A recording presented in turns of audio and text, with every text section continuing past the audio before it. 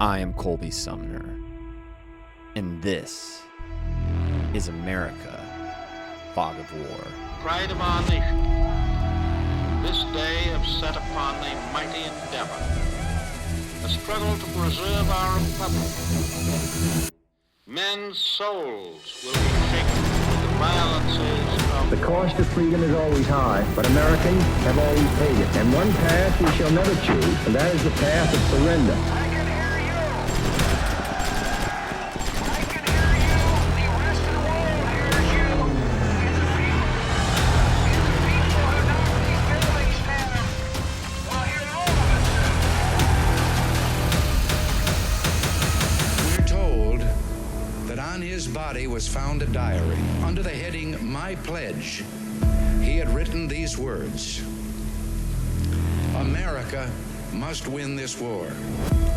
Therefore, I will work, I will save, I will sacrifice, I will endure.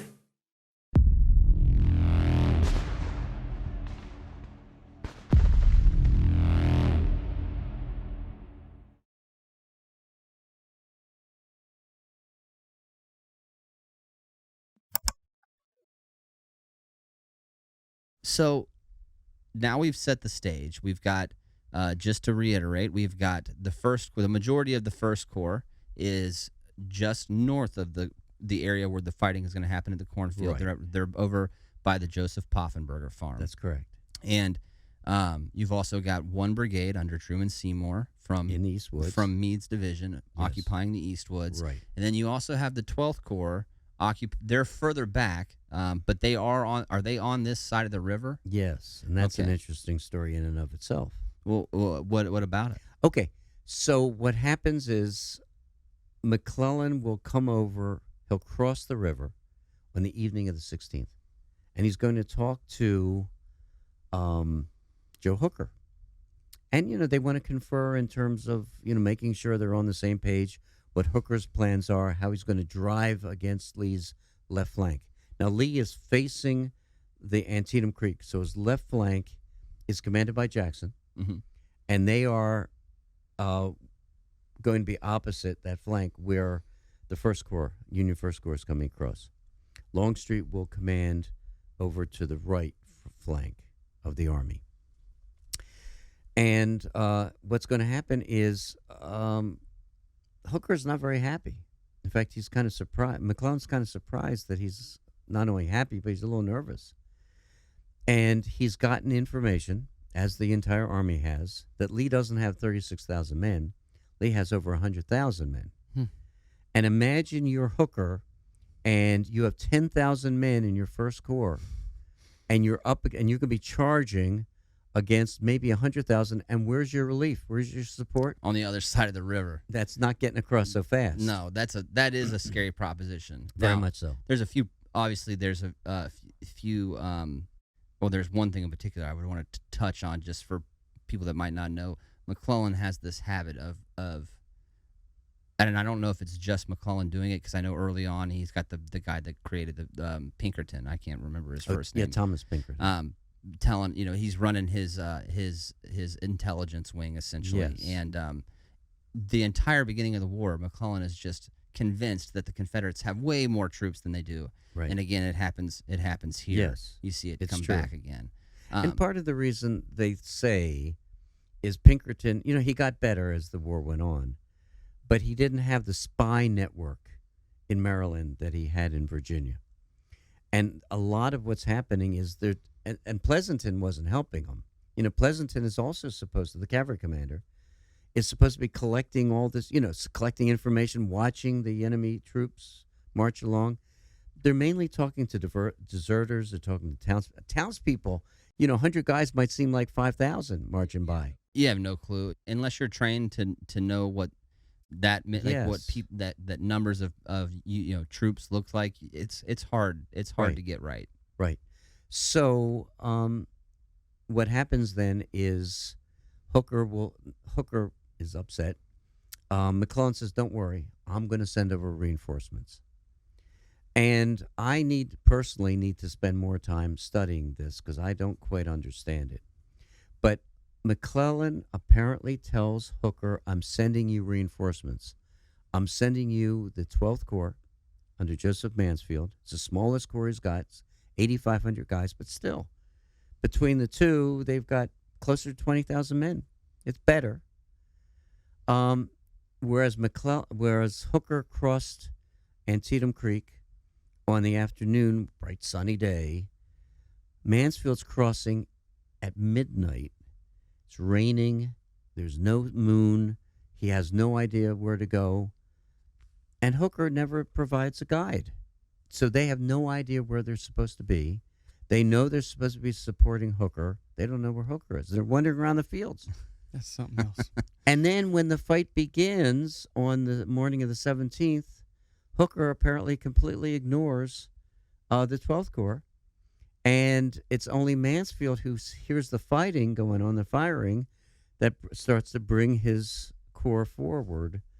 Fortunately, he does, because Hooker's going to be in a bad way in a little bit of time. Oh, yeah. So that relationship is kind of an interesting one that I really personally need to explore in greater depth. But you're going to have then two Union Corps, the 1st Corps, the 12th Corps.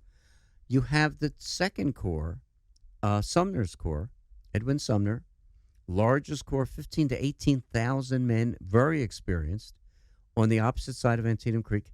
And Sumner is probably as rash as you can be. I mean, he's pacing McClellan's headquarters, or at least he was at the Pry House where McClellan was sleeping, desperately trying to get permission to cross over with his corps and enter the fight. And he's not going to get permission until about 7:20 or so. So he won't enter the fight until after the fight at the cornfield's over. But so you have 3 corps that are in the area, but 2 are really going to carry the fight in the morning, that early morning hours. And I should mention, McClellan, unlike Gettysburg, one of the major differences is that at Gettysburg, the 2 Army commanders were not on the field at the beginning of the fight. There was no planning. The 2 armies just collided. At Antietam, both Army commanders are in place by the afternoon of the 15th. So McClellan, who's on the offensive, has time to plan what the attack strategy is going to be. And his attack is going to be from the north. He talks about twice in his reports, I'm going to attack from the north early in the morning. I'm going to attack Lee's left flank. He says, then I'm going to launch another attack to the south along the lower bridge. And he says, if either of those attacks is successful, I'm going to launch an attack right down his middle. Boonesboro Pike, right now, you know you don't attack the enemy's middle unless you weaken the flanks. Right. So that's the plan. And so he carries that out. Hooker knows he's going to be attacking the left flank. He's going to attack. The attack's supposed to occur the troops are supposed to start moving about 5:30 or so in the morning and engage through the cornfield, and Hooker can see his objective, which is the Dunker Church. It has no strategic value. He can see it. It's a landmark. Yeah. Now, there's high ground there. So he wants the high ground, but he can say, aim for that church, which nobody thought was a church. If you go, it looks like a schoolhouse. Yeah. There's no crosses or anything. And he's going to, and it's a good plan. He has, he's going to take 6 of his brigades, figure about 6,000 guys, 3 of them under James Ricketts, who was desperately wounded at First Manassas, and he's going to take 3 of Doubleday's brigades, including the Iron Brigade. And Doubleday is a new division commander just recently, right? Was he? Yes. He on South Mountain. Mountain. And that's an interesting situation because it was King's division first, and Rufus King, is a horrible epileptic. And when he's under stress, he has an epileptic fit. And imagine you're in battle and your commander is laying on the ground shaking. So I think his name, John Hatch, is going to take over. Nobody liked Hatch, by the way. And Hatch is going to get himself wounded at Frosttown Plateau. And then Doubleday, who was a brigade commander, is going to ascend to become division commander. So yeah, this is his first rodeo, so to speak. And so you're going to have 3 brigades from each of these divisions coming down. Meade is going to be reserve. He's got Truman Seymour's brigade is already around the Seymour Truman's. No, it's Truman Seymour is around the East Woods, and his other 2 brigades, he's going to leave them behind at the North Woods. They're in reserve. You always need a reserve. Yeah, of course. And that's what's supposed to happen. And on the Confederate side, you have essentially those 2 brigades on the east side of Hagerstown Pike, and that is Marcellus Douglas, who became Gordon's brigade at Gettysburg. And you have Walker's brigade, which doesn't exist at Gettysburg. It's been ripped apart. And then on the other side of the road, you have the Stonewall Division. And that has only about 2,000 guys. It's been beaten up pretty well under J.R. Jones, John R. Jones. And then in the West Woods, you've got about 4,000 Confederates who are reinforcements. Two of the brigades are from Hood's division, who are supposed to be eating. Mm-hmm. And the other 2 are from Lawton's brigade, a division, which, when I talk about Marcellus Douglas and Walker, they're part of Alexander Lawton's division. Okay. So it's Jubal Early and Harry Hayes is in the West Woods. So he's got Jackson has a reserve, as does Hooker, and but also Hooker has the 12th Corps just sort of hanging out there, and then he's got this front line.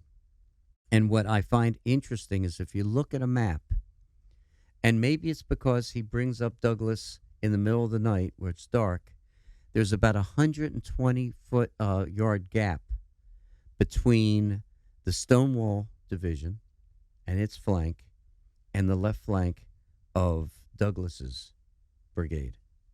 And apparently what was supposed to happen was when he saw the attack occurring, he's bringing up Harry Hayes's Louisiana boys to plug that gap, but there's really no major fighting going on at the time.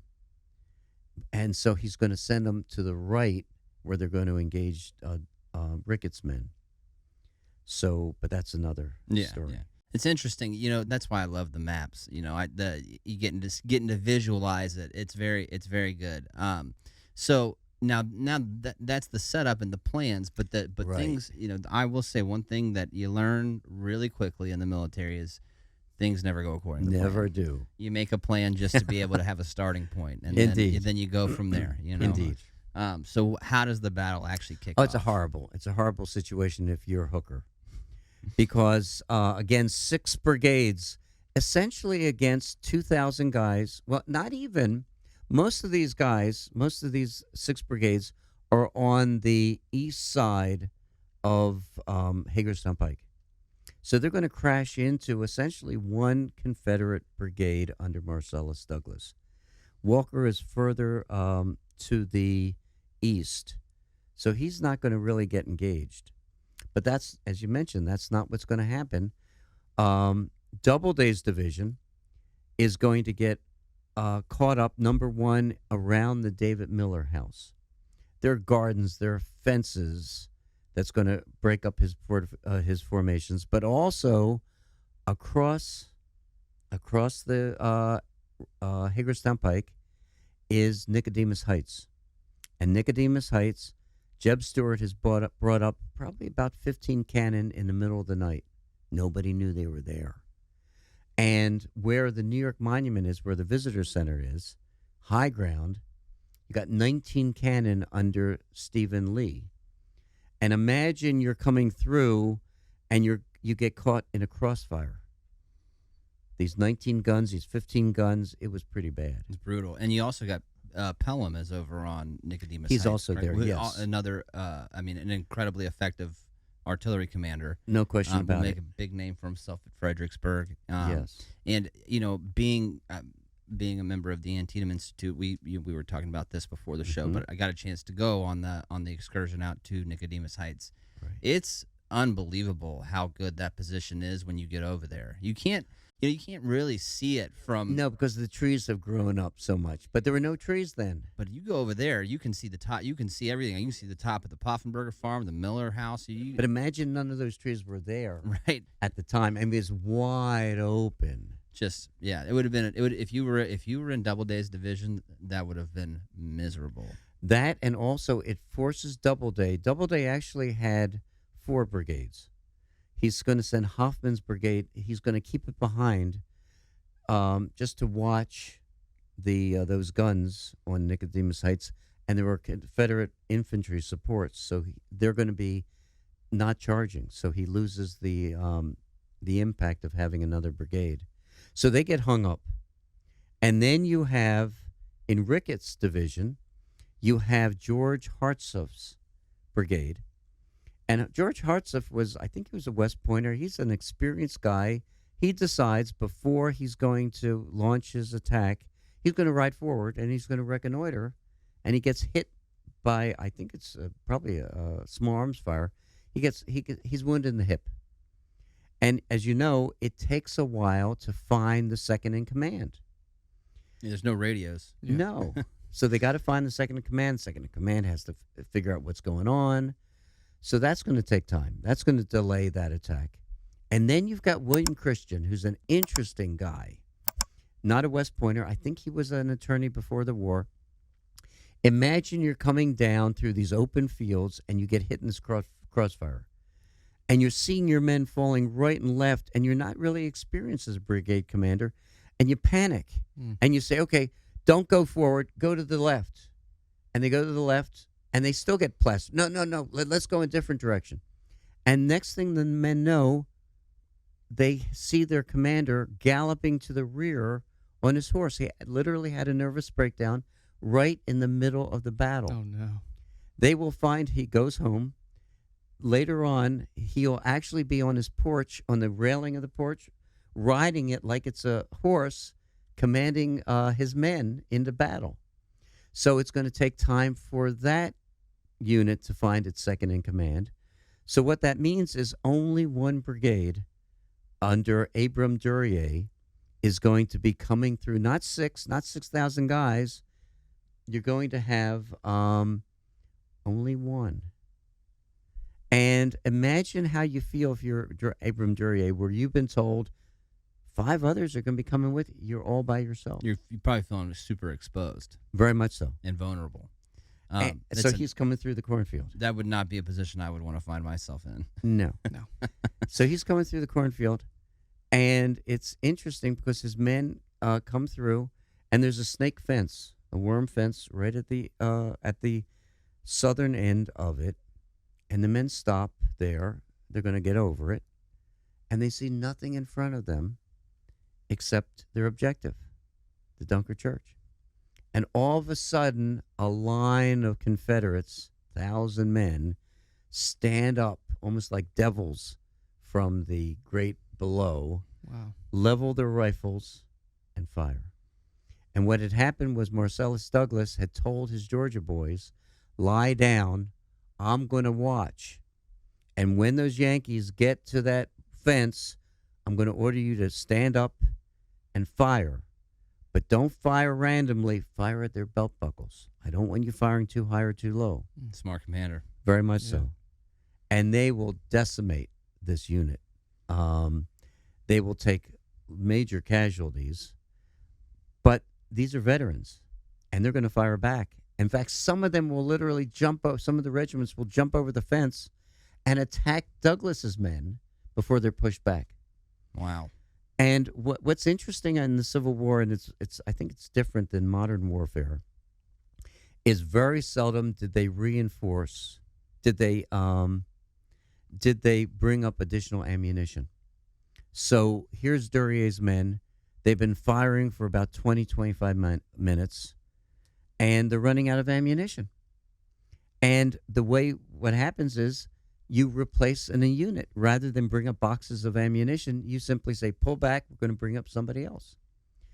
Well, what happens is he's running out of ammunition. He's lost over a third of his men, and he's very unhappy about the whole thing. And then East Woods, remember Truman Seymour's men are in the East Woods. Some of those units got really confused. The 5th Pennsylvania Reserves got really confused because they saw, I think it was the 2nd, was pulling back. They were pulled back.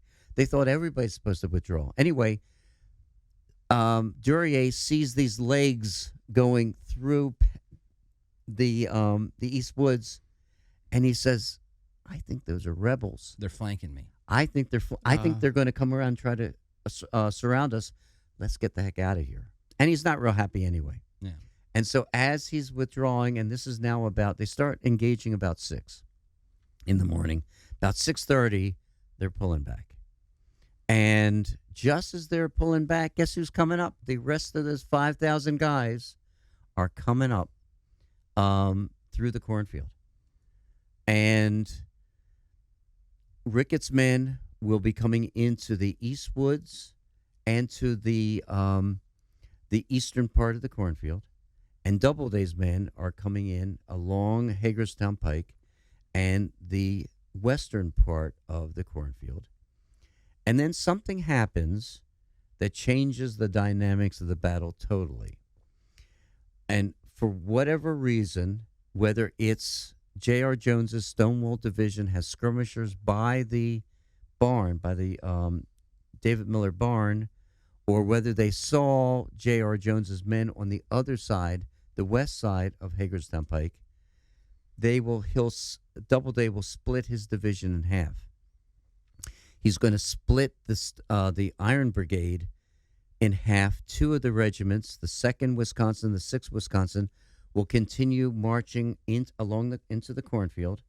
The other 2, the 19th, the 6th Wisconsin, not the 6th Wisconsin, the 5th Wisconsin, and the 19th Indiana will then advance on the opposite side. And Along with Marcina Patrick's over there too, right? Patrick is going to follow on the opposite side, and Walter Phelps is going to be on the cornfield side, and they're going to be advancing. And what happens is let's take the western side. J.R. Jones is no longer there, by the way. And J.R. Jones is an interesting character. I don't know if you know much about J.R. Jones. Mm-mm.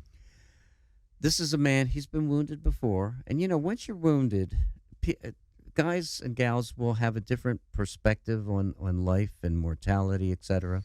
Yep. So he's been wounded. Early in the fighting, a shell will burst over his head, and a piece of shrapnel will hit him on the head. Now, we don't know how serious it was, but he felt it was serious enough for him to say, "I can't command my troops anymore. I'm out of here." Now, this is a man who later on at Fredericksburg is going to be caught hiding behind a tree during the height of the battle, and who at the Battle of Chancellorsville is going to be telling Lee, remember, Lee only has 9 divisions at Antietam and at Gettysburg, but at Chancellorsville also 9. He says, I got a lesion on my leg, a wound on my leg, cut on my leg. I can't command my troops. And Lee's going to say, "You're done. You're out of here." Yeah. He was done with him. You have guys like that even nowadays, occasionally in the military. And I actually had, when you get back, you're not usually promoted to a senior position of command, like a squad leader or something like that, until you've already been on a deployment. Yes. You gotta get the experience, and you gotta get that seniority, Right. to have those opportunities usually. And when you get back from your first deployment, which you come back and the old guys are starting to get out now, and you get promoted to these different billets in charge of guys, and you start receiving drops of new guys come in. We call them boots in the Marine Corps. Okay. And I had one that was kind of like that. There was always an excuse for something, and they would be the weakest little excuse. Yes. Yeah, I'm like, you'd look at them and think, man, you were in the Marine Corps. You're in the world's finest fighting force. Yes. And you're going to complain about a stub toe. But imagine a general. That's the thing is like that. I'm just a junior enlisted guy. Right. I couldn't imagine saying that to someone like Robert. It'd be like us saying that to Conway back when we were in General Conway. Right. That's not happening. And I can't even imagine what would be going through the man's head. Just baffled by what he's hearing and seeing. So I could see that playing out. No, you're done. You're out of here, man. Right. I got no patience. That's exactly for you. right. And that's what happened. He's actually going to get himself captured during the Gettysburg campaign, and will be the longest-serving Confederate general who's a prisoner of war, because they wanted to. The Yanks wanted to exchange him for one of their generals who was captured, and Richmond said, "You can keep him. You can keep him. We don't want him." That's hysterical. So you've got William Stark, who's a brigade commander, takes over. And make a long story short, you've got the Stonewall Division is in two lines. The Yankees, who are on the west side of Hagerstown Pike, they will hit the rebel line on an angle. They're going to flank them, and they're going to drive it back. And what happens then, it's fascinating. They stop. This is Doubleday's men on that side. And they go back into the woods, and they're going to rest. On the other side, you have Doubleday coming through, and Rufus Dawes, Rufus Dawes. He's got a great his memoir. His memoirs are wonderful. It's amazing. And to the listeners, if you haven't checked out archive.org, where they have millions of books that have been digitized for free. Like I used to have hundreds of books. Now I have many fewer books because I've gotten rid of all the ones that I can go online and get. It's amazing. It what is you can do amazing. now, yeah. And so, great quotes, but how his 6th Wisconsin comes to that fence and eventually will go over it because Douglas's men are spent. They're done. They've lost probably 40 to 50% of their men. Colonel Douglas is killed. He's been shot about 8 times. Part of his leg's been blown off by a shell. Yeesh. And there's nobody in front of them. All they see are these rebels who are running from Douglas's men, heading back, and there they see their objective, and they are excited. So here comes half of the Iron Brigade, and Phelps's brigade is behind them, and they're heading toward the objective, the high ground. They're going to make it. And all of a sudden, this line of rebel gray, as he puts it, Dawes puts it, is going to march up Smoketown Road from behind the church. They will turn, and they fire. And as he puts it, it's like a scythe running through our line. Now save who can. It's every man for himself as they run back toward the cornfield. Now I sort of skipped a step because it's not quite that simple. As they're coming through the cornfield, and again, this is half. Hopefully, this makes sense. And you're right; it's confusing. This half that's coming through the cornfield, so it's about 25 acres. They have driven Douglas's men away. They're heading toward their objective. Well, remember, the Stonewall Division is in 2 lines. That second line, which is around where the Philadelphia Brigade Monument is today, will see these Yankees coming toward, heading toward their right flank. And so Stark, who's now in command of the division, he will bring his 2 brigades that's left around, and he'll face them. So imagine, your viewers aren't going to be able to see this. But we can also put up, if you're all right with it, we can put up an image of one of your maps. That'll be good. Just to help here. Okay, so they're coming through the cornfield. This is the Yanks. And here comes, and here's Hagerstown Pike right here. And facing them, they're going to form perpendicular, will be these 2 Confederate brigades from J.R. Jones's division, now commanded by William Stark. They're going to fire in the flank. What does the Iron Brigade do? They're going to turn with Phelps, and they're going to face them. And the 2 sides are firing at each other on either side of Hagerstown Pike. Wow. And guess what happens? Those 2 other regiments from the Iron Brigade that had retreated or had headed back, along with Patrick, they're going to come back, and they're going to hit them in the flank and rear, and they bring up Campbell's battery. and James Campbell, and Campbell will hit them also in the flank, and that line just disintegrates. I mean, from the look on the map, it almost looks like they get sandwiched between the Iron do. Brigade. Yeah. It's horrible. That would be devastating. It's- that would be devastating. And William Stark is going to get himself killed. So he's gone. That unit is finished. And guess what? Those Yanks on the west side, along Iron Brigade, Patrick's Brigade, they go back. They're going to be making coffee. They're going to be taking it easy. Really? Yes. And in the meantime, I sort of skipped that step.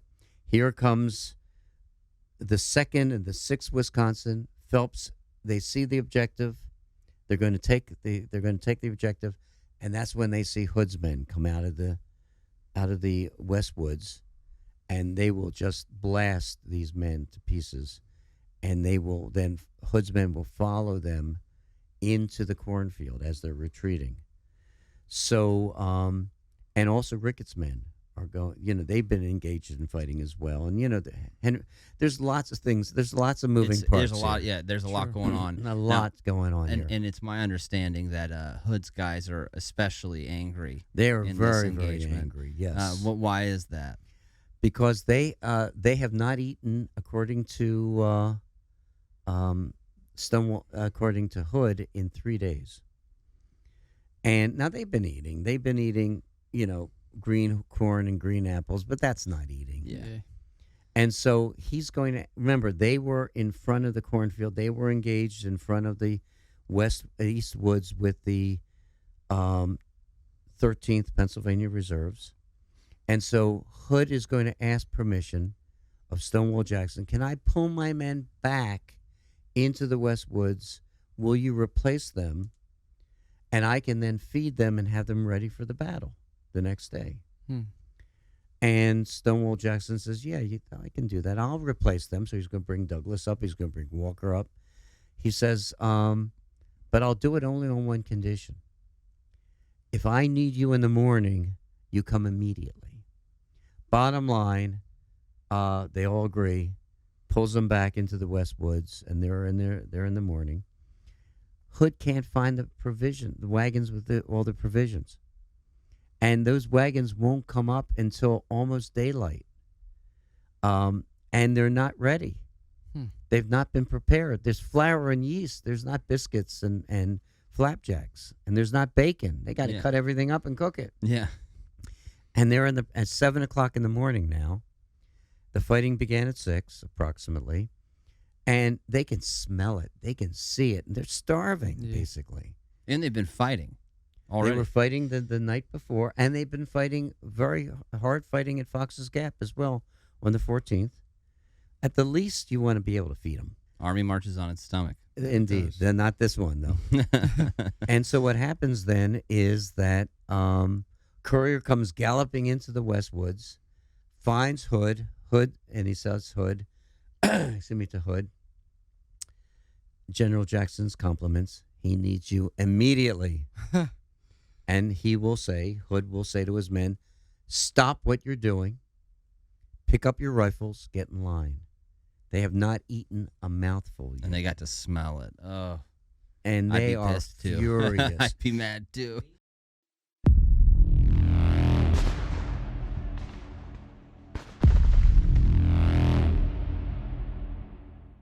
My time in the military and in combat taught me the importance of being prepared.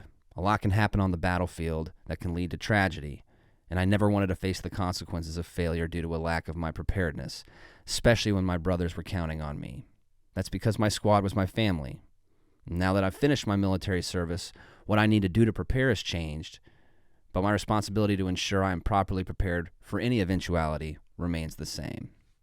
That's why I called Health Markets. One of their licensed agents took the time to examine every aspect of my family's protection and created a personalized solution of coverages that would safeguard my family and keep us prepared to face whatever the future could throw our way. So that if I find myself in the hospital, out of work from an illness or injury, or reach that inevitable last breath, I can know that my family won't ever suffer the added tragedy of financial desperation. So go to www.healthmarkets.com to connect with an agent and make the preparations you need to face any eventuality today.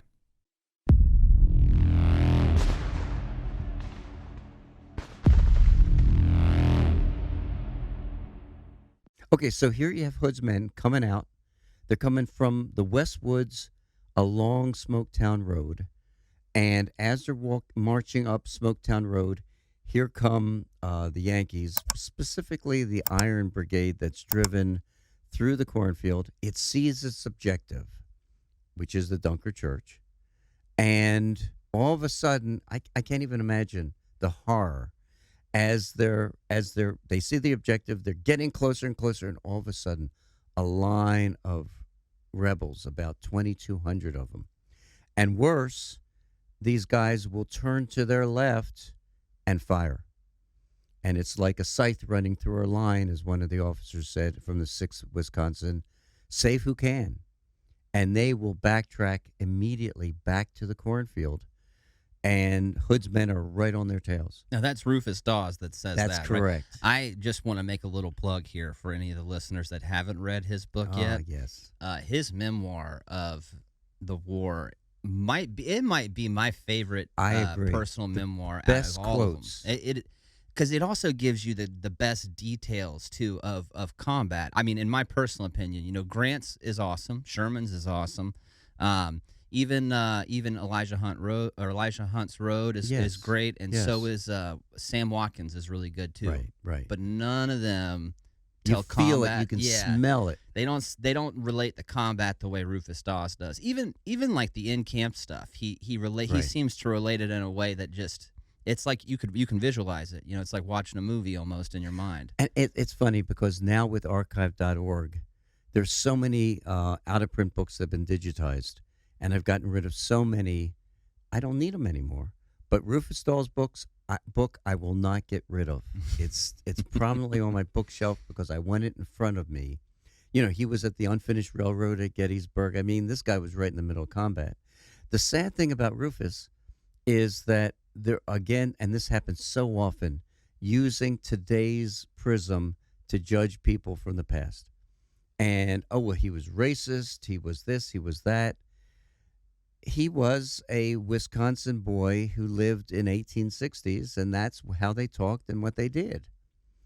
But from today's point of view, he would be racist. But back then, not so much. Well, it's a different time, and when it comes to nature versus nurture, I am in the camp of the nurture. I feel like your environment, your surroundings greatly influence what your personality is going to be like. Right. And as much as we hate to admit it, it's the greatest blemish on our country's history. There was a time in this country's history where that was the norm, that that take on race and that outlook on it is what is the norm, and those people living in that time grew up that way. That's right. That's how they were taught to think. That's how they thought, and how they talked. Right. So That's true. you do have if you're gonna read history, you do have to realize that times change. Mentalities change, but it doesn't take away from the greatness of the story either. No, I agree with you. So that being said, Rufus Dawes, it's like a scythe cutting through our lines, and now save who can. Right. So I take it as everybody is running for their lives at this point. Oh yeah, and they're going through the cornfield. And there's another memoir. His name is Lieutenant James Lemon, who was with the 18th Georgia, and that was interesting. They're with the Texas Brigade, and the Texans are going to call them the 3rd Texas. Even though they're from Georgia? That's right. Because, so they had the 1st, they had the 4th and the 5th, and they made them the 3rd because they were such good fighters. And he talks about how that a group of men from the Iron Brigade are going to stop about 100 yards into the cornfield, and Hood's men will come in after them, will stop, will raise their rifles and fire. When the smoke clears, there's nobody left. They're all gone. Wow. Yeah, and the rest of the Iron Brigade, Phelps's brigade, you're going to have Ricketts' brigade on the left of Doubleday, who are also vacating the cornfield. In other words, the entire cornfield is being vacated by Union troops, and here come Hood's men into the cornfield, and there's nothing stopping them. That would be crazy to see. You know, Oh, you have yeah. all this momentum going one direction, then like a light switch, it just right back the other way. Yes. I mean, talk about a startling turn of events. I mean, there couldn't be anything more startling than that. No, and you know, just to elaborate on how good because I feel like when dealing with the Civil War, a lot of people will say, "Well, this unit is great fighters," or this and that. But just to elaborate on how good the Texans were, Robert E. Lee will say later in the war, I believe it's at Spotsylvania when he's trying to get them to either charge or hold the mule shoe. Is that that's at Could be, or it could have been the wilderness. But he says something to the effect of Texans always move them, Yes. and that's Yes. I'll tell you right now, as an infantry guy, having your general in chief Yes. say that about your unit, that's a special thing. You know, Oh, they're yeah, not just going to yeah. throw that comment out willy nilly. Right. You know, I know it's the heat of the battle. He's trying to get them motivated, but he had to think of that. You know, and Oh, yeah, and that was easy. I think he really did believe Oh, that. there's no question about it. And I think that was the wilderness. The wilderness was when he started, and he did this several times, where Lee is going to actually lead a counterattack. He is so desperate, and here come the Texans, and you know he's so relieved that he's going to utter those comments, and they're all begging him, all the foot soldiers, General Lee, don't do this. We will take care of this, and they do. They're going to drive the Yanks back. So, but getting back to Hood's men. You know, they've got a clear sailing through the end of the north end of the cornfield. They can see the fence, etc. And then something happens that really changes the dynamics. One is Hooker is going to designate 2 brigades of Hood's division, of Meade's division, George Meade's division, as the reserve, and they're going to be camped out around the North Woods. When Hood's men are coming into the cornfield, imagine, if you will, and again, horror, a line of Yanks, a solid line of Yanks that's marching perpendicular to them along that northern fence that will lie down, plop their rifle butts on the bottom rung of the fence and open fire. And we've talked about Hood, and we talked about the Texas Brigade, but Evander Law's brigade was on the right, and they're advancing so fast that they're literally going to be pushing some of those Pennsylvania reserves from the fence. And I think we all know the worst time to be attacked is when a unit is coming into position, and that's exactly when they caught them. And so they're going to drive, I believe it was the 3rd Pennsylvania, another part of another regiment, back. And these Alabama boys are ready to jump over the fence, and they see these artillery, Union artillery. They said, wow, they're ours for the picking, because there's no Yankee infantry. And these rebels, suddenly, to their horror, are eating canister. Some of the battery, at least one Union battery had withdrawn, another one decided to stay. And they're firing canister at these guys, and even though there's no infantry and Union infantry, they're going to stop that the Confederate advance. Well, that instance you're talking about is one of my favorite like mini stories when it comes to the battlefield, and it has to do with General John Gibbon, who, from my understanding, wrote the book on artillery, on artillery strategy and employment that they used at West Point. Right. And he'll be with Captain Campbell up on the Hagerstown Pike. That's correct. And they're going to be firing, from what I understand, double canister. Yeah, so that's on the other side, because Right. what's happening is now Hood's division is going to be hit on 2 sides. From the north, you're going to have Meade's men, and then from the west, you're going to have a line of men from half a Doubleday's division, essentially crossed Hagerstown Pike. They're the ones who defeated J.R. Jones and the Stonewall Division. They see Hood's men coming into the cornfield. They will come out of the woods. They will line up along Hagerstown Pike, and they're going to open fire. And as you said, Colby, the James Campbell's battery, now part of it had already been there, but the rest of it's going to come up, and they will fire directly into the flank of Hood's men. Well, Hood's men are not going to stand there and get slaughtered. They're going to turn to the fence, and they're going to be fighting against half of Doubleday's division, and now they're up against Campbell's battery. And they are firing double canister rounds. One gun apparently is actually in the road itself. And General Gibbon, who commands a full brigade, we're talking probably close to 2,000 guys, will get off his horse because he sees that cannon overshooting the enemy lines. He's once an artilleryman, always an artilleryman. And so he's going to adjust the elevation. He's going to pull the lanyard, and he's going to actually become an artilleryman. Not even an artillery officer, but an artilleryman, enlisted man pulling lanyards. Yeah. And so, but one of the quotes from a Texan is really dramatic.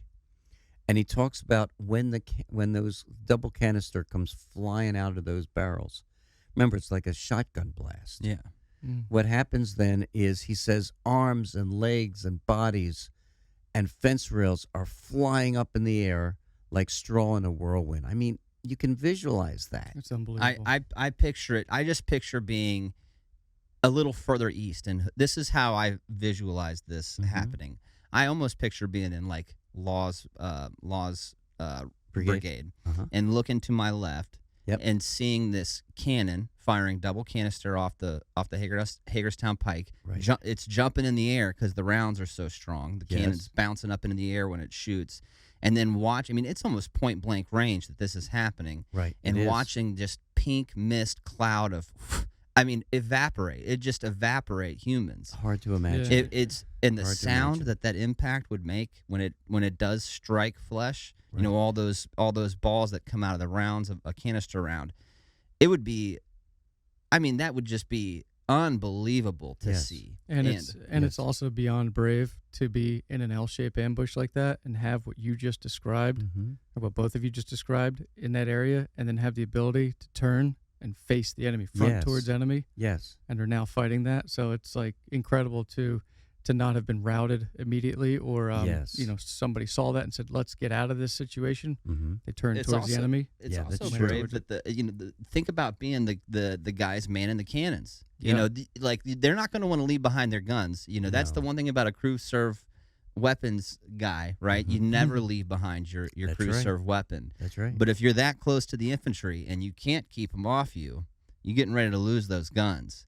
And not to mention how many guys are going to get killed in the pursuit. So many of them were already out of action, and you've got this young guy, 15 years old, Johnny Cook, who is the bugler, who's going to actually help man the guns, and he's going to get the Medal of Honor, and not for 30 years later, but he will get the Medal of Honor because of his actions trying to keep those guns in action, even though the enemy infantry is firing, killing all of the cannoneers. When I was 15 years old, I was playing video games. I think about that. That's just unbelievable. An amazing guy. That's unbelievable. Yeah. And so you've got three of Hood's. Actually, they were in William Wofford's brigade. They call it the Texas Brigade.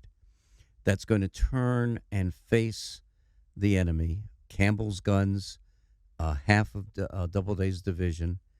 But you're going to have another regiment that slips the bit, as Hood will say, and goes all the way almost to the fence. That's the 1st Texas. And the 1st Texas, and you can see where they stopped because there are these big trees. There's 2 big trees toward the end of the field. You can see it from the southern portion of the cornfield. And you have about 280 some men who are going to go forward to that position. We're talking less than 100 yards they're going to pull up. These guys are up against Anderson's brigade of Pennsylvania Reserves, Meade's men. Over 1,000 guys are going to be facing them, lying down behind a fence rail, rifles propped up. These guys, no protection.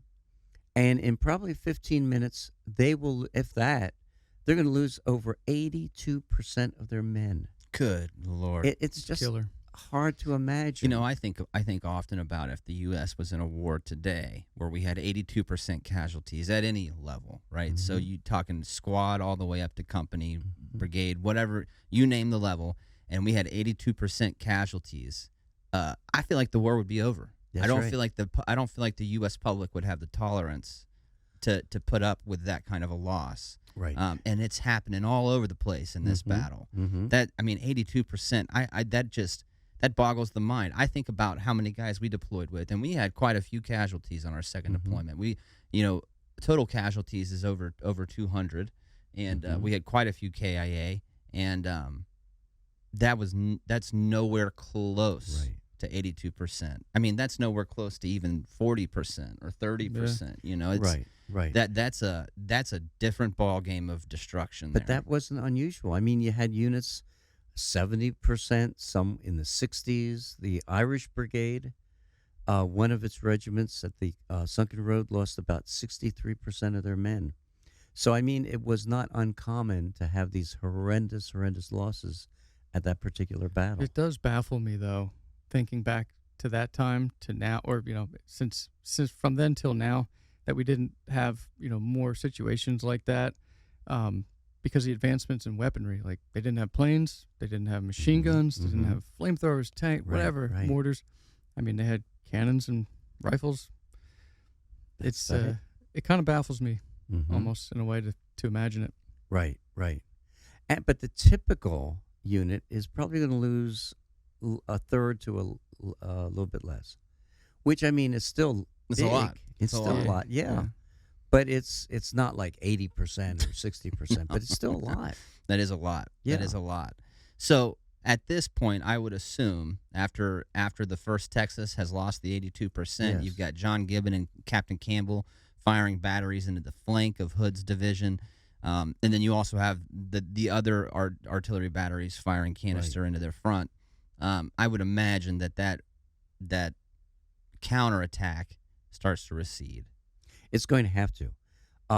There's a hot spot, and if you go to the battlefield, and I hope everybody does, you can stand literally by the parking lot. You don't even have to move, but you'll see the corner, the northeast corner of the cornfield, is one of the hottest areas of the battlefield. The 6th North Carolina was there, and what happens is, they're going to get hit by units from the Pennsylvania Reserves in front of it, and also some units, Union units, that were in the Eastwoods. So they're going to be hit in front and flank and rear. This They're is going to lose. Colquitt's brigade? No, this is going to be later. Okay. They really got They got into battered. hand-to-hand fighting, correct? Yeah, they really got battered. But this was the 6th North Carolina. They lost over half of their men. And so, no unit can sustain the losses that Hood's men sustained, and they will start pulling back. The funny thing, it's not so funny, it's horrible, but if you watch the movie Gettysburg, I don't want to digress, but one of the seminal scenes is at the end of Pickett's charge. You have this interaction between Lee and Pickett. Do you remember? Where Lee says to Pickett, General Pickett, where is your fine division? And Pickett will say, through gritted teeth, almost in tears, lying on the field where dead, where you sent them. Yeah. There's no indication that happened at Gettysburg. He does say later, correct, that old man killed my... Well, he did, yes. And very, very bitter. But it happened at Antietam.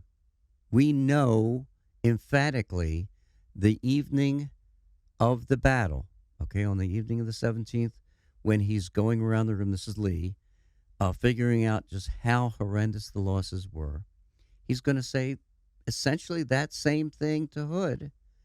And Hood is very, very bitter, lying on the field, dead where you sent it. Hood was, unlike Pickett, Pickett was upset because that charge he felt should never have happened. Hood never questioned that. Right. He questioned lack of reinforcements. Where were the reinforcements you were supposed to be sending me? You sacrificed my division without having adequate support.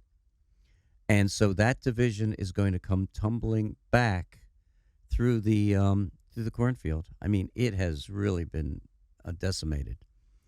And what do you do if you're half a double days division on the opposite side of Hagerstown Pike?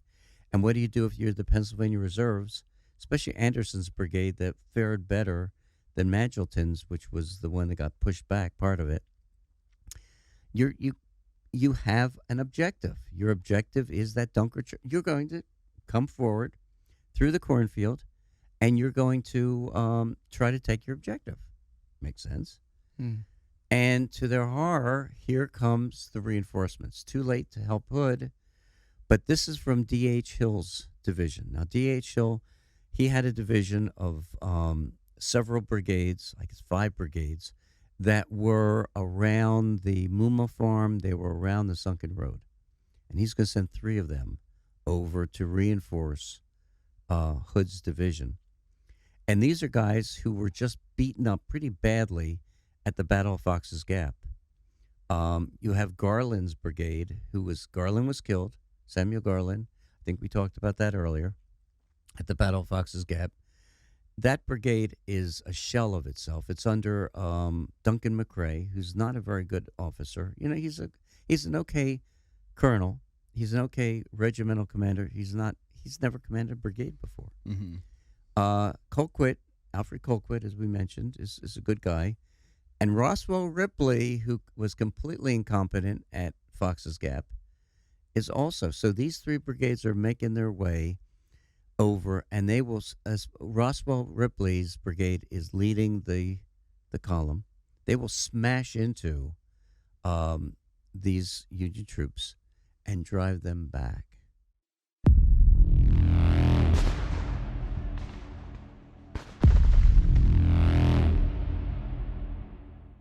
This episode brought to you by Civil War Trails. With over 1,300 sites to explore across 6 states, Civil War Trails is the world's largest open-air museum. Drive the Gettysburg Campaign turn by turn. Paddle past Frederick Douglass's birthplace or hike to remote artillery positions. Follow Civil War Trails and create some history of your own. Civil War Trails is not just about the adventure. When you stand in the footsteps of history, these stories become more relevant than ever before. Visit civilwartrails.org to request a brochure today.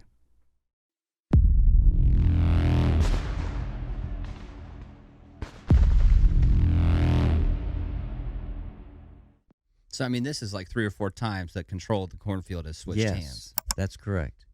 But what's interesting about this is that Roswell Ripley, who, by the way, fortunately for the Confederates, sustains a neck wound. Now, why am I saying fortunately? He's totally incompetent. I mean, he was a West Pointer.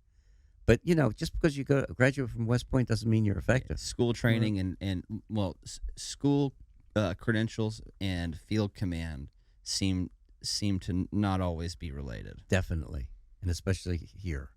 And so what happens then is George Dole will take over his brigade, and he drives back these Yanks through the cornfield, but he doesn't take them into the cornfield. They stop right on the southern edge of the cornfield. They're going to be shooting at the Yanks who are retreating. And if you think about Hooker is in trouble because his entire First Corps has been defeated.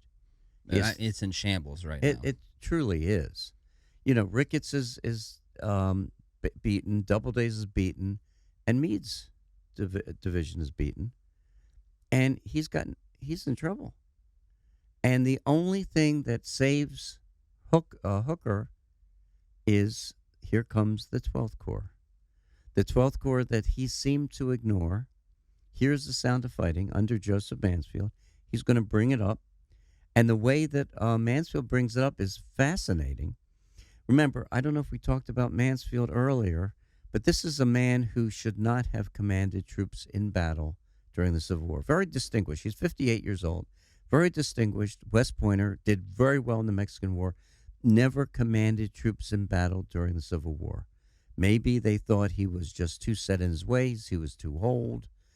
So he's commanding the garrison of Washington, for instance. But he wants a field command. Everybody, you know, if if you're in the military, especially a career guy, I mean, Yes. that's what you want. You know, when we joined, Certainly. we wanted to go to combat. Yes. That's Yeah. why I joined, is to go get in the fight. You know, and it only makes sense. It only makes sense. And that's what he wanted.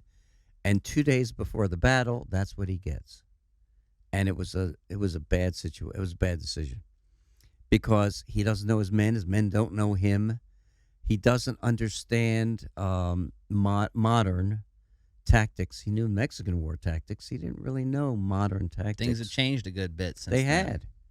And he's anxious to bring his troops up. So rather than bring them up, line of battle where there are, if a shell explodes over a line of battle, there's going to be casualties. But he's going to bring them up in big blocks. And yes, these big blocks, you're going to be able to move them faster. But as one of his division commanders, Alpheus Williams, who's not a West Pointer, but who's very experienced, who had commanded the Corps before, will say to him, General, you can't bring troops up during the Civil War in this manner, because if a shell comes over that block, it's going to knock out a sizable number. He just ignores them. You don't know anything. You're not a West Pointer. That's terrible. It really was. And Alpheus Williams is an interesting guy, by the way. He has a book. It's called From the Cannon's Mouth, Letters to His Daughters. And, most guys, like there's a book on Dorsey Pender, who's a general in the Confederate side, and it's about letters to his wife. And they're boring. They don't really talk about the war. They don't talk about what happened during the battle. And you do. I mean, nowadays that's the same. If I wrote home or called home when I was overseas, I never talked about what we were doing or what was going on. Mainly because I didn't want them to worry. And also that's all you get all day long. You're just full of it. Yes. You when you do reach out to home, you're kind of trying to get away from that a little certainly. bit. So it makes sense not to say much about the war. And so, and I think we've talked a little bit about this, but he writes to his daughters, and he writes about exactly what happened during the battle. And not just this battle, Gettysburg and other battles that he was fighting in. And you get that sense that's amazing. I think we talked about this earlier. How do you take these men who are untrained, no basic training, and get them from this big block to a line of battle? And he's going to use fences, as I mentioned earlier. But they're coming up, and they're going to take they're going to fill in where the First Corps was, and they will then be facing Roswell Ripley, and they're going to be, fighting at a distance, firing at each other from a distance. Ripley isn't trying to drive the 12th Corps away. It's just simply trying to hold the line. And here comes Alfred Colquitt's brigade. Now, Colquitt, talk about a chest that's puffed up, because he beat what would become the Iron Brigade at Turner's Gap on the 14th. And so he's got a lot of confidence. His men has a lot of confidence. And as he comes up, Ripley's gone. Dole's going to say, oh, good, my relief. He's going to pull out. But Colquitt, the relief, comes all the way into the cornfield. But what's fascinating is he doesn't form a line along the northern fence. Part of it, like two of his regiments, especially the 6th Georgia, will form on that hot spot. Mm-hmm. And then another regiment. And then they angle back toward the southern end of the cornfield. And we're not certain why. Like a diagonal line through the cornfield. Yes, it goes like doot, doot. Whether the fire was too hot, whether it was a better strategic position, we don't really know. And but they're going to be there all by themselves. What was supposed to happen is Garland's brigade, which is now commanded by Duncan McCrae, is coming up behind. They're supposed to go into the East Woods and form. So here is Colquitt. They're supposed to form in the East Woods, form up against, the right flank of Colquitt and protect the right flank. Well, imagine, if you will, and you guys certainly understand this, if you're in a pitched battle and you've lost 30, 40% of your guys, you're stunned. It's going to take time for you to recuperate. That happened 3 days before on the 14th. They're not in any fighting trim to fight a pitched battle. And as they're coming through the East Woods, one of the officers sees, and he probably saw Colquitt's men, and he yells out at the top of his lungs, "Yankees, let's get out of here!" And the whole brigade will stampede to the rear. So imagine you're the 6th Georgia, and you think on your right are all these friendlies. They ain't there. And one of the interesting stories is about now Green's brigade is going to come up. George Green's division will come up, and they'll come into the East Woods. And there's a discussion, a debate between these two colonels of Ohio regiments about who are those guys in the behind that fence in the northwest or northeast corner of the cornfield. Because I would imagine it's super smoky and dusty out there. Very much so. And I actually, when I was out there for the Antietam Institute's fall conference, yes, when we went and did the 12th Corps. Yes, we did that. In We did the Greenwood. walk through the East Woods. Yes. And they did a really good job of explaining that, about how they're coming through the woods, the East Woods there, Yes. and it's smoky, and then all of a sudden, boom, right in front. I mean, I highly, again, this is another reason why you should really get out on the battlefield. But when you go there, if you go to that northeastern corner of the cornfield, Yes. the fence ends right where the East Woods begins. That's right. That's where they come out. That's where Green's guys are going to eventually come through, correct? Yes. That spot right there. And when you look to where the end of the woods ends and the cornfield begins, and you can see where the 6th Georgia is going to be lined up. I mean, that's, what do you think, 20 yards at the most, 15 yards if maybe? that, yes. That is so close for combat. Oh, yeah. I mean, that's terrible. Tell me, That's if all the way you were in a close. gunfight that close, how scared, how freaked out would you be, man? You know, No control, man. Just blast away. That's Yep.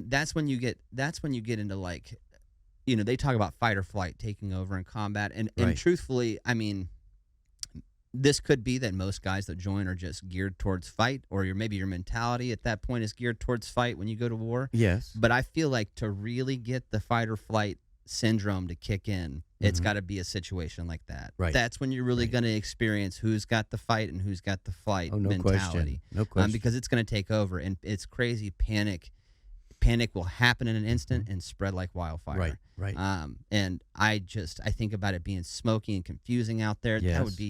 That'd be terrifying. And imagine the two colonels, they're debating each other. I mean, the 6th Georgia is maybe 20 yards away, and they're debating with each other. Are they friendly or are they enemy? And they're going back and forth. They finally agree, okay, they're enemy troops. Men, open fire.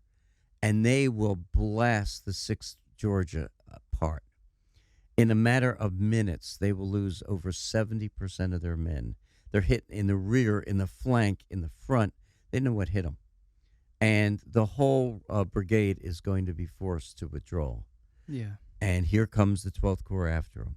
Now they get into a little bit of a hand-to-hand scrap too before they pull out. Oh, yeah. correct? There's going to be, it's just, we don't think a lot about the 12th Corps because they come in toward the end of the fight for the cornfield. But I'll tell you, it was pretty intense during that period of time. I personally, in my personal opinion, I don't think there's any fighting that compares to the intensity of hand-to-hand combat. Right. When I was in Marja, I did a very long op with the Brits.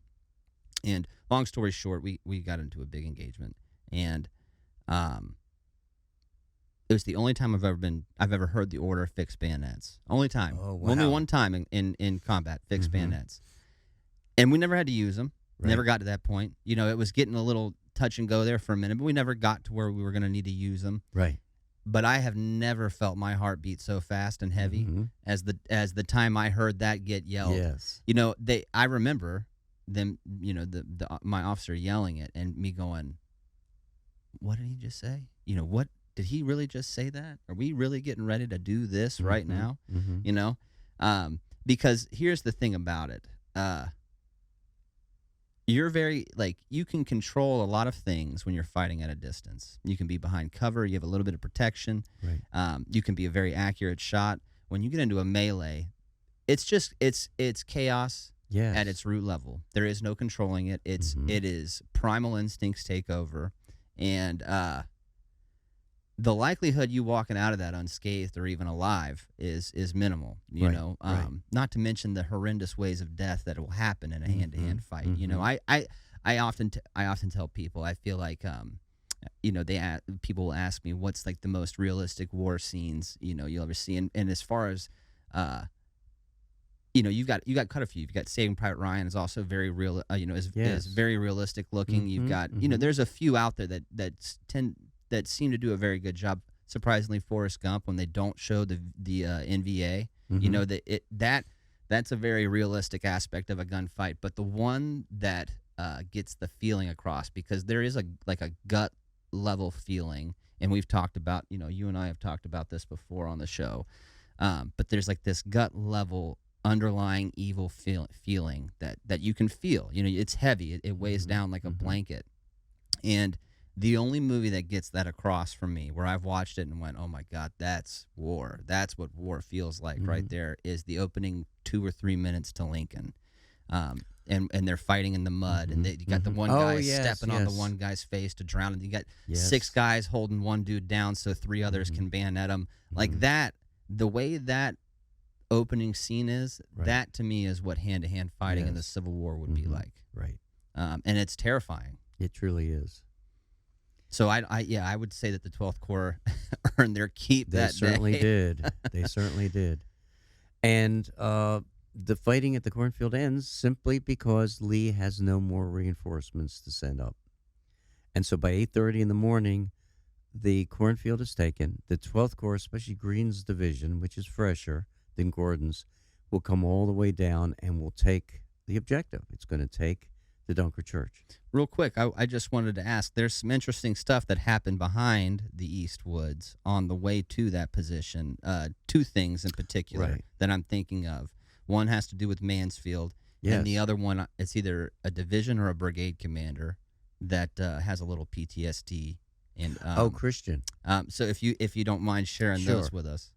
Well, William Christian was, and I think I may have mentioned earlier, he's the one who he's commanding a brigade in Ricketts' division, and he's under this intense artillery barrage as he's bringing his men up, and he has a nervous breakdown right in the middle of the field, and the men see him literally galloping to the rear, and he never commands troops again. In fact, is he the one that's like, he almost marches his men in a circle, right? It. Like that's about face march, yes. about face march, and then he takes off. Trying to get them away from this horrendous artillery barrage that he can't seem to avoid. See, I for some reason I thought he was in Mansfield's Corps, but you said that's Ricketts' division, which is the 1st Corps.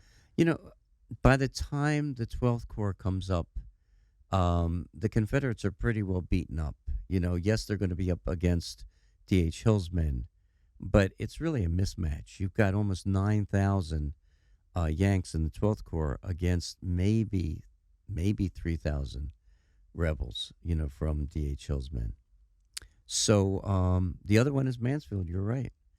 And Mansfield, we were starting to talk a little bit about him, that he really was not fit to command troops in battle. It wasn't because he was older. He was almost 60, which isn't, I mean. Sumner's it's older old. than that. Yeah, he's like 62. But in his case, he never got beyond the understanding that the only men that knew how to fight were regulars. You know, and he commanded regulars before the Civil War. He knew they knew how to fight, they knew how to take orders, and he didn't have to worry. But with these volunteers, he didn't think they knew how to do anything, even if they were veterans. And his philosophy was, I've got to be right up at the front. I've got to show them and tell them what exactly to do. Or a major general who commands a corps should not be up at the front. Nor should a division commander. Brigade commander, probably not either. But he's right up in the front. And as he's bringing his men up, he's going to get himself shot because he's right in the front lines. And he's going to die the next day. So asking for combat command, the first time he gets it, he gets killed. That's I mean, within minutes of being in the battle, too. Yes. That's tragic. It's tragic, you know. It is tragic, but he got to do it. But he couldn't adjust to the modern army. Here's the key to success in war, and truthfully, this can be you could overlay this on any war in any part of history, but the truly successful leaders in combat are the ones that can adapt. Yes. And it can adapt quickly on the Right. fly. They don't let it ruffle their feathers. Right. That's why like organizations like the Navy SEALs or the Green Berets, they spend so much effort and time in their selection process, Mm-hmm. and they're trying to find guys that can do that. They're not just beating those dudes up physically, just for giggles, and they're not doing it to see if you're tough enough to get through the physical aspect of the training. Because if that were the case, they would just train those men to that standard. Right. What they're looking for is the mental aspect and the ability to be able to adapt. Yes. Adapt to a very stressful in a very stressful environment. Adapt to things that aren't going your way and see how you handle them, and who can handle them most creatively and with the least amount of added stress into the situation. Well, it's interesting. I heard a talk by an admiral, retired admiral. Now, I don't think I've ever met a Navy SEAL, and I thought Navy SEAls would be, ripped and strong and that's not. They might look like, well, maybe not me, but there was other attributes they were looking for, as you said, Colby, not just the ability to, go on a combat mission, but it was so much of it was mental and who they were and how they thought. So I agree, and that was a revelation for me. I didn't expect that. Well, I guess I didn't really. I guess I didn't really recognize it myself either until going on my second deployment. That's our first deployment. We had a few little things happen, but we've talked about it before. We kind of got to tiptoe into combat. Touch get our feet used to the water and then get a little further. Right. So our second deployment is where we really got full-fledged combat experience, like the whole kit and caboodle, and it was there that I really started recognizing those kind of things. And because at the end of the day, it's not your physical capability. I mean, it is to a certain extent, but everybody in that job at that time when you're deployed, it's going to be to a certain level of physical ability. Right. There's a standard, Right. So you're going to be capable in that aspect, but the real thing is, again, your ability to adapt on the fly. And that's Grant. Grant is that way. Grant doesn't ever get sidetracked on what the enemy can do to him. Even when he gets, at Shiloh, that first day at Shiloh, any other Union commander would have called it quits. After, they would have got their men across the river throughout the night, and that would have been it for that campaign. That's right. Not Grant, though. But Grant can adapt, and Grant doesn't, again, like that mental strength. He doesn't focus on what they've done to me so far. What can they do to me tomorrow? He thinks about what I can do to them, and how can I take what has happened today and move forward. Right. And that's what makes a great combat leader, and that's at every level. That's at the major general level, that's commanding a corps, all the way down to a squad leader. A sergeant that's commanding a small number of troops in battle, even the individual soldier. So it's a very important aspect. And when commanders like Mansfield don't have that ability, even with the combat experience he had from Mexico and this long career in the Army, that's not what's going to save your butt in combat. No. So he should have stayed out of combat, in a nice cushy desk job, but he just, he wanted that glory, and you can't blame him. Yeah, I can't blame him, because I would have been the same way. I was the same way. Yes. And it's not till you go to war where you realize, I really could have died. I mean, or you have guys like I will have a lot of guys say to me, it's typically older, mid 40s and older, that'll say, I wish I would have joined and did this, or I wish.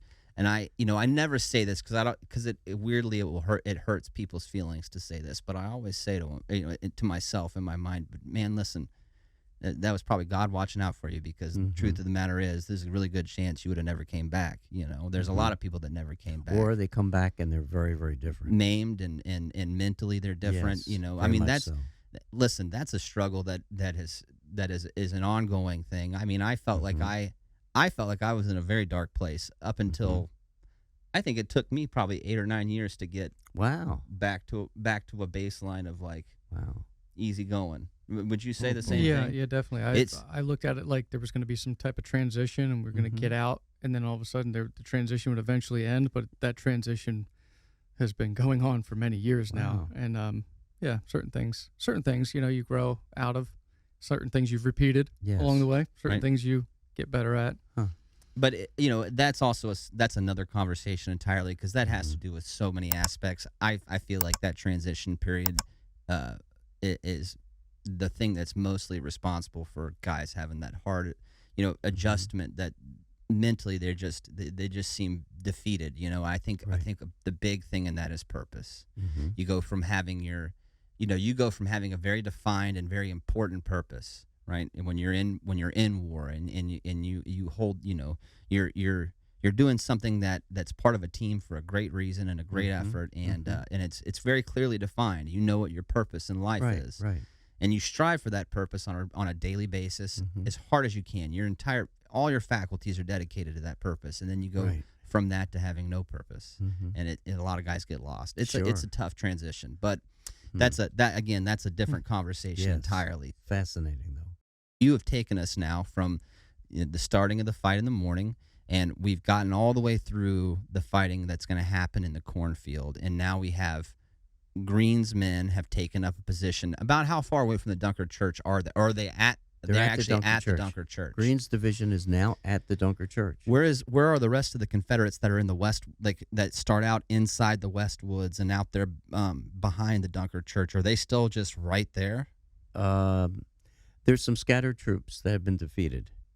There's going to be quite a surprise coming up, but it's that left flank is destroyed. So it's just guys are everywhere. That's right. And, and McClellan did what he wanted to do, what he intended to do, and that was to crush Lee's left flank. He did it. And they take the church and they stop. And that was the objective that Hooker had designated. So it's 8:30 in the morning. The fighting began about 6 or so. We're talking about 2.5 hours, 8,500 casualties. That's unbelievable. Yeah. The human mind can't really comprehend. And it's in a space. How big is the cornfield? It's about 25 acres, but it's not just the cornfield. It's also going to be where the Confederates were and above, north of it. But that's you think about that many bodies laying out there.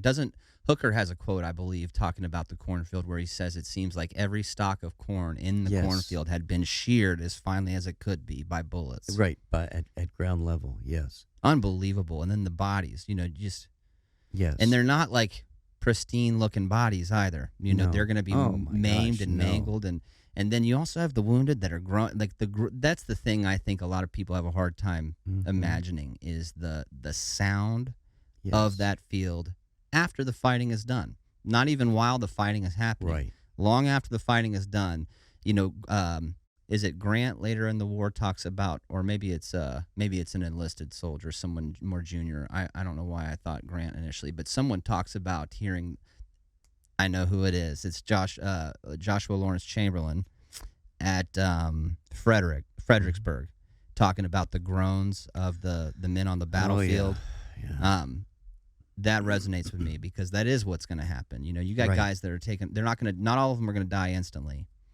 Some of them are going to die very slowly, and just the tragedy and that there's just like this sheer helplessness for the guys that are obviously wounded, and the helplessness of their buddies that are unable to go help them. Right, I can't even imagine. Unbelievable. So, the First Corps, Union First Corps, is basically destroyed. The 12th Corps is still in good shape. Part of it is staying around the cornfield. That is Williams' division. And the other Green's division has come south and is now around the Dunker Church. So you have another Corps commander, and we talked a little bit about him already, the oldest general in the Union Army. His name is Edwin Sumner. My kin. That's a family of mine. You know, Okay. Colby Sumner. I was going to so- ask you about that. Yeah, I'm more directly related to Charles Sumner, the senator. Oh. But Edwin is somewhere in my family tree. So you must have an aversion to walking sticks. You know, I funny enough, I kind of do, and I just, you know, Sumner gets, before you get into it, I just have to do a little, fluffing for my kinfolk here. Okay. But Sumner gets a really bad rap after this battle, and I'm not going to spill the beans, but you know, he's a pretty incredible guy. His nickname is Bull or Bullhead. Yes. And he gets that nickname in the Mexican War because Right. he gets shot in the head by a musket ball and Right. it bounces off. Right. That's incredible to me. It is. And not only that, you know, he's not the most tactically brilliant general, No, but he's very but he aggressive. likes to fight, right? Very and aggressive. I appreciate that out of my family, right? I'm Yes. glad he liked to fight. This battle will change things for him, though. That's correct. So what happens with Sumner? So Sumner, oh boy, does he want to get into the fight. And he's literally pacing the Pry House where McClellan spent the night. You know, some people think that was his headquarters. McClellan is all over the field during the battle. He doesn't stay in one spot. He doesn't stay at the Pry House. Oh, see, I was under the impression he was there the whole time. No, he's all over the place. Okay. But earlier in the morning, he's trying to agitate. This is Sumner agitating to allow this large 15 to 18,000 very, very experienced unit to cross over Antietam Creek and get into the fight. Well, they've been in every battle Yes. since. I mean, some of these units are there for First Bull Run, correct? It's true. So yeah, probably the most experienced corps Yes. in the Army of the Potomac. They didn't have a lot of rookies like the 12th Corps, which had a lot of new recruits. And so finally at 7:20-ish, McClellan says, okay, it's time. And he has 3 divisions. And one division is commanded by John Sedgwick, all of these guys except for one are pretty effective. Mm-hmm. John Sedgwick will cross over Antietam Creek. He'll ford Antietam Creek. And who's supposed to be coming behind him is a new division under William French. They call him Old Blinky because he's got a facial tick. He sort of likes the bottle as well. But these guys have a lot of rookies with them. Some of them were in garrison duty. Some are brand new. He only has one of his 3 brigades are veteran. And so they can't keep up with Sedgwick's division. And by the time French's division comes across Antietam Creek and gets into the East Woods, they don't know what the heck happened to Sedgwick. Well, Sedgwick was marching very quickly in 3 lines. Each line is a brigade line. Will leave the East Woods, and we're not exactly certain what Sumner wanted them to do. But now, Sumner, again, is very aggressive. Some would say rash. Where he could have been, I don't want to second guess him, would have been at the East Woods where all of his men, the rest of his men are going to be coming up. guiding them into the battle. Yes. Instead, he's going to be riding with Sumner between, I think, his first and second line, and they're sweeping toward, from the East Woods, sweeping toward the West Woods. And the thinking is that possibly they're driving out whatever few units are still left of the Confederate Army. And if you go, you will see the beautiful Philadelphia Brigade monument. The Philadelphia Brigade was on the 3rd line. They're waiting for orders to shift to the right, to swivel to the right and face south. And then be ready to push through the West That's Woods. correct. South through the West And so what Woods. would happen would be you've got part of the 12th Corps at the church. On their right would be Sedgwick's division. And you were talking about 5,500 guys. It's a big division. And what happens then is while they're waiting, they're smoking, they're chatting, they're eating hardtack, etc. Oh, they're just chilling. They are. They're just waiting for. They're just waiting to go into to make that turn and to move forward. And all of a sudden, Lafayette McLaws' division, Confederate division, that had been marching all night, by the way, smashes into them. And now, if you are a soldier and you're in the third line, you usually think you're pretty protected because the enemy's probably going to hit you in the front. What happened was McLaws is going to, the way he's coming up, he's going to hit the second and third line first. He's going to hit him in the flank. He's going to hit him in the rear. And he's also going to hit the front line as well, the first line in the front. But they are going to get devastated. I mean, no unit, big unit, is going to lose as many men. Now, Hood is comparable. But in 20 minutes, he'll lose 2,200 men, or 40% of his strength, in 20 minutes. That's unbelievable. You know, and we're talking about like an L-shaped ambush kind of a. Yes. You know, I get into this little debate with people every once in a while about the bloodiest area on the battlefield. Yes. And now, numbers wise, you can't argue with the cornfield. It's by far the bloodiest when you just sheer numbers. But when you put a time frame on it, you know, there's nothing like the West Woods. I'll tell you, it's true. And it's not just the West Woods is interesting because unlike the cornfield, which happens and is done, the West Woods, there's a couple of actions there, bloody actions that occur. And the first one is, again, Sedgwick's division getting decimated. So imagine the shock these guys must be in.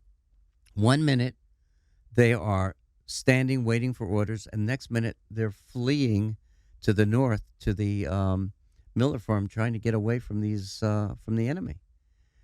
And now, McLaws is going to sustain some casualties too. It wasn't just Sedgwick. So Sedgwick's going to get wounded. Sumner is going to have almost a nervous breakdown because he sees what's happening, and he actually sees apparently the Confederates before they launch themselves, because he's doing a little reconnaissance, and he screaming to the men, "You got to save yourselves." He's trying to reposition his lines. It's too late, and they will just be. It's a horrible situation. Terrible. And so Sedgwick, and I believe Sumner's orders were to French, follow along. And if French had come up and was behind, they may not have allowed McLaws to get into the flank. They might have been able to flank McLaws. Right. But imagine you have this unit that's marching slower, comes to the East Woods. Where's Sedgwick? Can't find Sedgwick, and sees troops down around the Sunken Road area, and says, "Oh, that's where I need to go." And that's where he's going to go. So he's going to go south rather than west. So that Sedgwick's one division is they're all out there by themselves. They're hanging out. Mm-hmm. You know, it's that 20 minutes right there that that obviously changes Sumner for the rest of the war, because he's going to be different at Fredericksburg. He's just a different guy afterwards. Yes. And I truly think he's got terrible PTSD from that 20 minutes. And he's going to die experience. early in 1863 after he leaves the Army. So, I mean, I can't even imagine the impact on him mentally as well as physically, even though he wasn't wounded. There's a quote that I heard one time from a Union soldier who had been wounded, and he's laying on the ground there, right near the Philadelphia Brigade. Monument, Right. And he's writing his death letter home, Yes. and he's talking about. The first half of the letter is not the death letter. It's the second. From what I remember, the second half is like the death letter part. And he's telling his family he's been wounded and he's going to die, and he's talking about watching Confederates run over his body, and chase his fellow Union soldiers up the Hagerstown Pike. Right. That would be the most incredibly demoralizing experience. I can't even imagine. I can't either. You talk about feeling like someone took your lollipop, kind of a thing, times a million. It's just unbelievable loss and unbelievable heartbreak, right. at the experience you're witnessing, and the West Woods is a nightmarish experience. One of the questions is, what was McLaws doing? Because this was a surprise for him as much as it was for Sumner. Now, I always was under the impression that Jackson's kind of back there in the West Woods trying to organize troops and get them in place as well. Is that when McLaws comes up, or is that after the fact? this is before. So what happens is McLaws is marching all night from Harper's Ferry. He's going to get there in the morning, and they say, okay, you're going to rest, give you a little bit of rest. And so they're sleeping a little bit, and then finally they're ordered up, and they can't find Lafayette McLaws. He's sleeping in this high grass field, and they said, we can't find the commander, but it's desperate. I think they were going to reinforce the cornfield, but by that time it had already fallen. And by the time they found McLaws, the division is already heading toward the West Woods. Kind of interesting. So they never get to the cornfield, but they decimate this Union division. And so that stops that grand push against the what was left of Lee's left flank. And what happens to Greene's guys down at the Dunkard Church at this They're point? just hanging out there. That's wild. That was their objective. They're just hanging out. And I don't think that they were really engaged. Now, they're further south, and the Westwood's going to sort of conceal some of the action. I don't think any of them came over to assist. Now, I should say one regiment did enter. It was the 125th Pennsylvania. They had entered, and it's a Green regiment. It's a 9-month regiment that happened to go into the the West Woods before Sedgwick was attacked. And they will be decimated by the attack. So they're going to chew them up first, and then the attack will continue.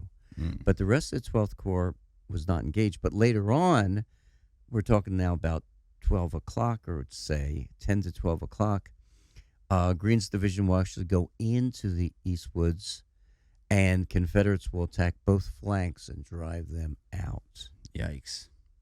Well, how do you feel about taking a break here real quick?